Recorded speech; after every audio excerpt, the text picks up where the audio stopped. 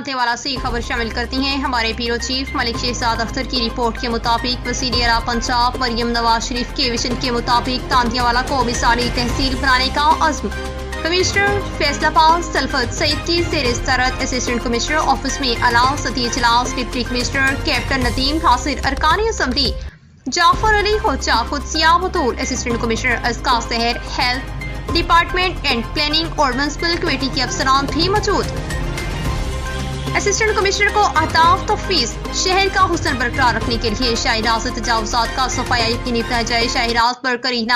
شاہراہ پر کرینہ اور سلیقہ سے ریڈی بازار ترتیب دیں۔ انفراسٹرکچر کو مزید بہتر بنانے کا ٹاسک تفویض۔ سڑکوں کا پیچ ورک ہنگامی بنیادوں پر کرایا جائے۔ روڈ سائڈ ڈرینیج بنانے کی ہدایات۔ کینال کی خوبصورتی کے لیے فی الفور اقدامات کا حکم۔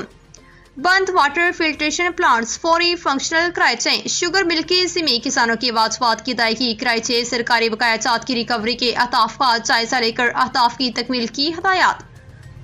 ری نیو جنریشن کے لیے اقدامات نظر آنے چاہیے۔ سیوریج کے مسائل ترجیحی بنیادوں پر حل کریں۔ چیف آفیسر میونسپل کمیٹی کی کارکردگی بہتر بنانے کے لیے 15 روز کی مہلت۔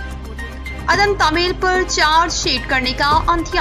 لوکل گورنمنٹ کو اہداف کی تکمیل کی ہدایات۔ دیہی علاقوں میں نکاسیاب کے مسائل کا ازالہ کیا جائے۔ وزیر اعلیٰ پنجاب کے وژن کی تکمیل اور ارکان اسمبلی کو ساتھ لے کر چلیں گے۔